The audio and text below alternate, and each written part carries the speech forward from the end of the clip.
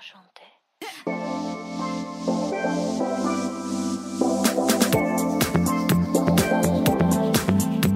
You're listening to the What the Fab podcast, where empowered women empower women through candid conversations, inspiring stories, and tangible tips.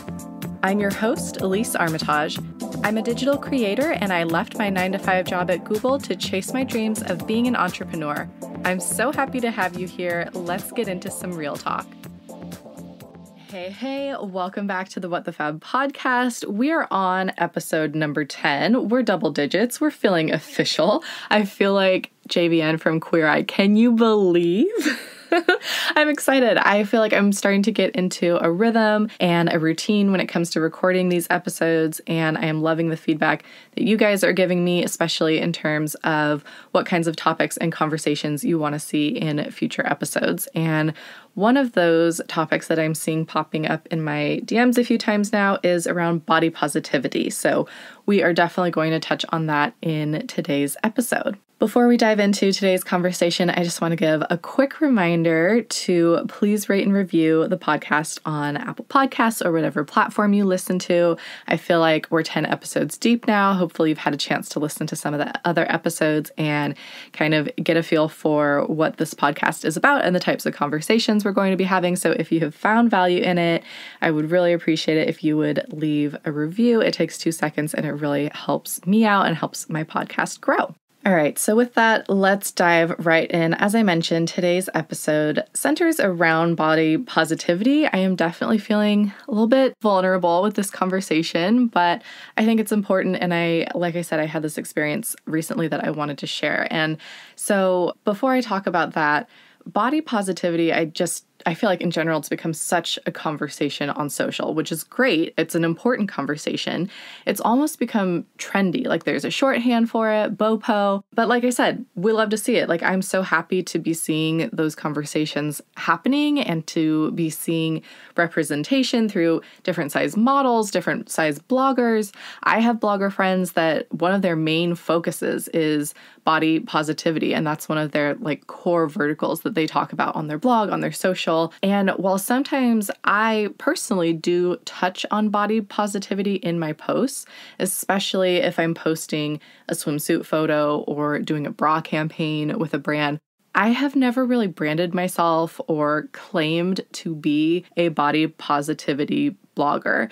And the reason being, I still struggle with body positivity myself. I just feel like, who am I to call myself a body positive blogger when I sometimes look in the mirror and think, ugh, my hips are too big, or like I'm looking fat today. Like I have those thoughts for sure. And it just feels kind of fake to me to be like, I'm a body positive blogger, but like still have those thoughts and feelings towards myself and my own body. And I wanted to share that because I do get frequent comments and DMs about, wow, you're so confident. I wish I could have your confidence. And while I do consider myself to be a really confident person, and I'd say like 80% of the time I'm feeling very confident about my body, I have plenty of insecurities too. And my confidence ebbs and flows just like anybody else's. So in today's conversation, I'm sharing an example of something that happened to me recently that for a day or two really stole my confidence. And I'm sharing what I did about it and how I took my power back. So let's get into what happened. So last year, I had connected with a fashion brand that I was really excited about working with because I love their pieces. Please don't at me. Don't DM me and ask who the brand was. I'm not going to call them out. I'm not going to name them. But I will say that they are a smaller brand in terms of like their size, their team size, but they can definitely be found at like Nordstrom. They can be found on Rent the Runway. I had worn their clothing and their pieces before on my blog, and they're really, really beautiful. Just like gorgeous details. You know, you look at it and you're like, this is a quality, beautiful piece. So I was really excited to be connected with them and to be working with them. It was not a sponsored campaign. They were just going to be sending me some pieces. So for bloggers, we call that a gifting campaign when there's no monetary exchange, but the brand is sending you some pieces from their line. And I was thrilled about it because, like I said, I had worn their brand before and just loved it. And when their PR agency emailed me saying, usually they send some kind of like upcoming collection or line sheet so that you can take a look at what pieces are coming out. I noticed that she had accidentally left the rest of the email thread with the brand on her email, and the brand had basically forwarded my information to their PR agency and just had this one line that said, "Maybe good for size inclusivity?" ? And I saw that and I just got this pit in my stomach. I was upset. And even though like I stand for size inclusivity, it felt like this girl is bigger than what we would normally work with. So like maybe we should work with her to like be size inclusive. It felt so nasty and I felt a lot of things. I felt many emotions. First, I felt ashamed, which saying that now sounds so stupid. Like, why should I be ashamed? Like, they're the ones that should be embarrassed. But I did. I felt ashamed. Like, who am I to work with this like fancy, beautiful brand? Like, I'm too big. That was my first thought. Then I felt angry. Like, who the fuck are you to be like, good for size inclusivity? Like, I'm not even plus size. Like, I'm a size 8. And even if I was plus size, like, what a shitty thing to say. It just felt like tokenism. It felt like they were insinuating that they only wanted to work with me because I was bigger than the size 0 girls that they usually work with, instead of, hey, look at this content creator. She has great style. She shoots beautiful photos. She has a great aesthetic. We want to work with her. It just felt like it was diminishing me and my value down to my size. And that was it. And it was a horrible feeling. So I saw that email that they accidentally sent me and I cried. Like, I'll be honest, I fucking cried because I felt like crap. And I felt like crap that I felt like crap. Like I thought I should be stronger and I shouldn't let it affect me, but it did. It really, really affected me. And so I sat with it for a while and I was like, okay, what am I going to do from here? Like, I had a good cry about it. Now what? So I thought about it and I realized that I had a few options for my course of action. I could just write them off, ignore them, not even respond to their email saying, what pieces would you like, and just not work with them because I was so upset about it. I could pretend I didn't see that piece of the email thread that accidentally got included and just be like, hey, great, yeah, send me these pieces. They look really beautiful. I could call them out. I could tell them exactly what I thought about that commentary and kind of decide from there if I still wanted them to send me some pieces or if I just wanted to call them out and be like, period, like, thank you so much. It has not been a pleasure. Like, we're done. And so I thought about these different options before me. And in making my decision, I was like, which one is going to make me feel the best? Like, at first I was thinking like, oh, I shouldn't call them out. Like, it'll be so awkward. It'd be uncomfortable. And then I was like, you know what? Uncomfortable for whom? For them, for the PR agency and the brand, not for me. I don't feel uncomfortable with calling them out. It was more about what is going to make me feel better about this shitty situation. Quick break and a referral link that you are definitely going to want to use. This episode is brought to you by Airbnb. Now, I'm betting if you're listening to this podcast, you're familiar with Airbnb. You can book vacation rentals, homes, condos, and even experiences through Airbnb. I have a great referral link for you so you can get $65 off your next Airbnb booking.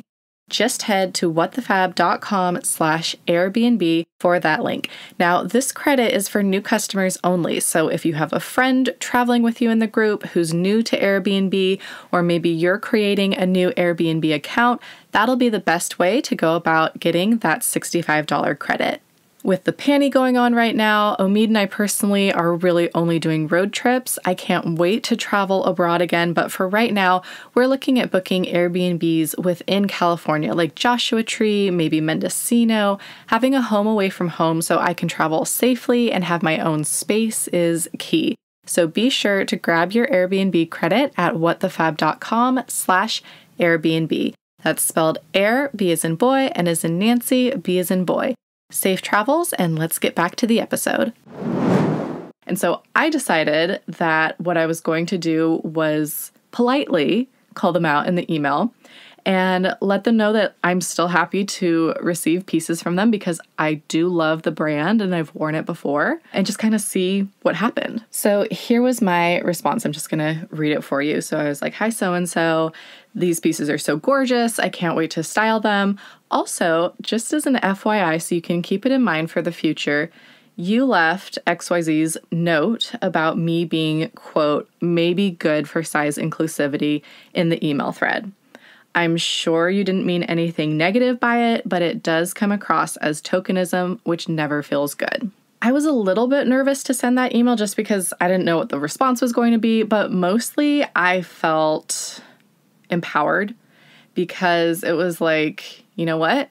You fucked up. You did this thing, and I'm letting you know that you fucked up. And so that helped me feel better immediately instead of just like holding these feelings of like embarrassment and shame and anger in. It kind of helped me direct that to something that was like, I did something, like I stood up for myself, I said something instead of just, trying to sweep it under the rug.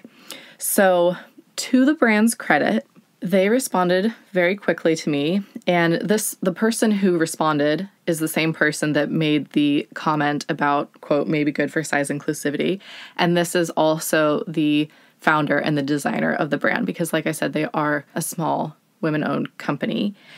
And so they said, "Hi, Elise. First of all, you are 100% right. But more importantly, I am so sorry. What an embarrassing snippet of the broader and way too late conversation that we at our brand have been having about how diverse our team is and why that is not reflected in our brand's public face. It's very personal to me after recently having given birth and embracing my completely different body and perspective that we make this effort to reflect this increasingly in our feed. During this difficult time for small businesses, we have had to make a much tighter edit on how much product we are able to send out to bloggers. So every piece and influencer we send, we are truly excited to see wearing our brand. Our highest priority has been shifting to showcase ourselves, our friends, and our customers in a more inclusive light. We are late to the game on this, as is much of our industry, but hoping to be part of this correction regardless of our lag. Anyways, foot in my mouth. Hope you can still enjoy the product and wear it with happiness and pride, but completely understand if you are no longer interested in representing the brand." So that was their response to me. I thought that it was really well crafted. I respected them for sending me that response, and it made me feel a lot better, to be honest, because like I said, it just kind of felt like I took back my power, and instead of being in this situation where I was feeling like small and just feeling horrible, it kind of shifted it to feel more like I did the right thing by standing up for myself and saying something. And they owed me an apology, like straight up. Like that was real fucking rude. So anyways, I just wanted to share that experience as part of a larger conversation around body positivity. I mean, honestly, it's sad. Like, lady, I'm ordering a size medium in your tops, and it's sad that you consider that a pat on your back for being size inclusive. Like, it's part of the industry that I'm in, but it's also obviously a broader conversation around our society and how women are conditioned to think and what we're conditioned to believe. And I think that I wanted to also share it because I just wanted to let you know, like, an insight into the fact that you might follow someone on social media, you might see all these photos and think that that person is a certain way, has a certain confidence level, and that they don't struggle with body positive thoughts or body negative thoughts in the same way that you might. And I just wanted to let you know that that is not true.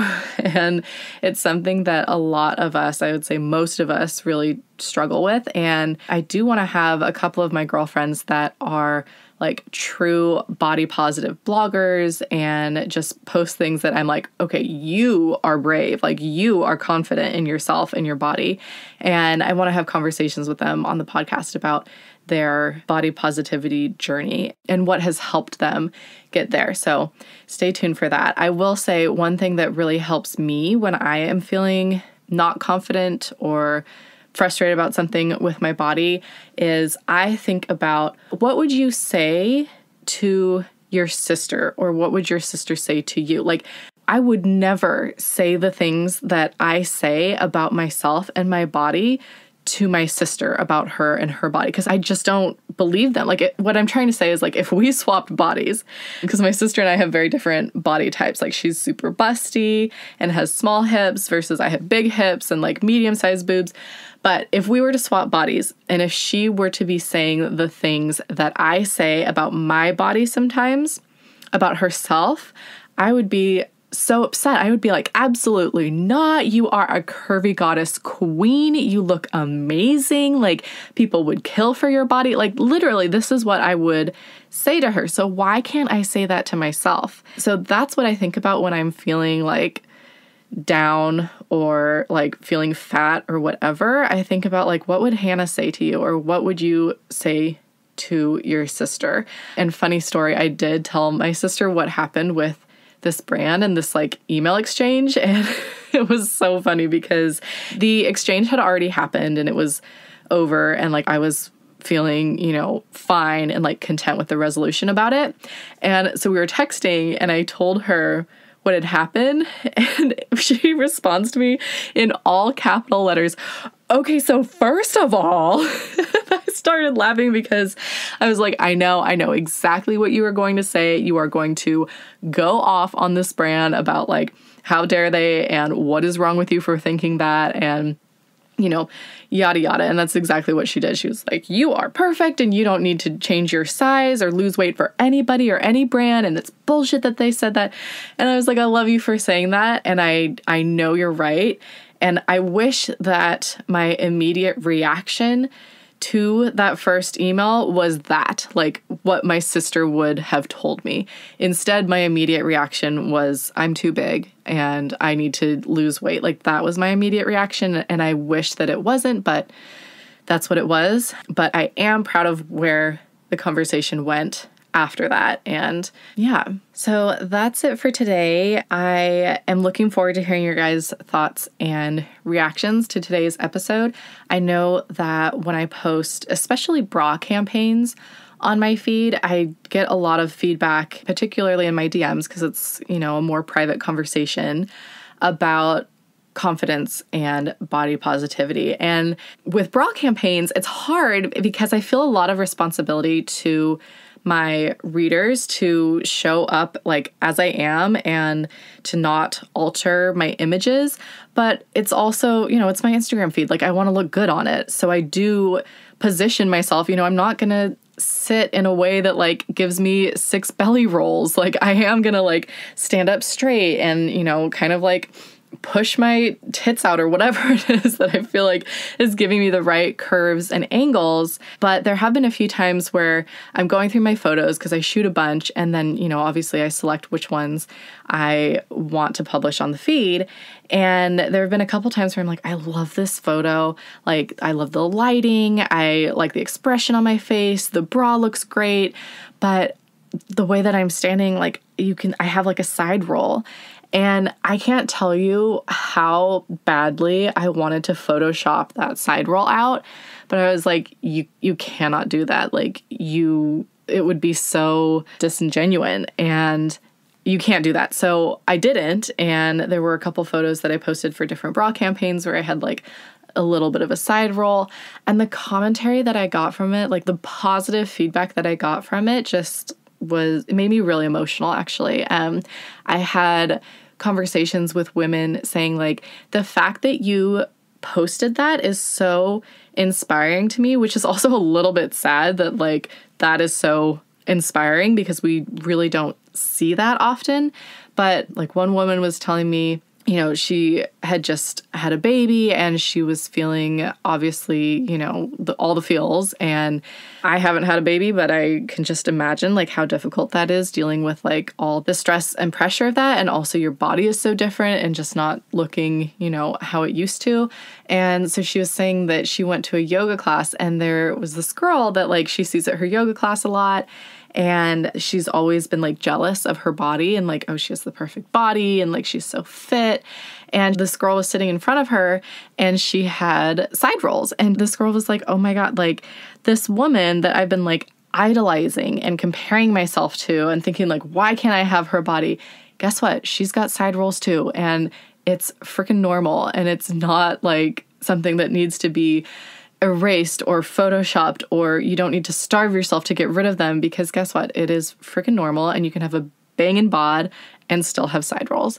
So that's just an example of like one of the many conversations that kind of gets sparked when I post these types of photos that are showing off my body a little bit more. I don't know why I shared that part, but the whole conversation around body positivity, like that's just what it made me think of. So I can't wait to hear your thoughts on this episode. It's a topic that I do want to touch on a bit more. Like I said, I do not consider myself an expert. It is something that I am still working on and learning about. So I'm happy to have you listening as well while I'm on this journey.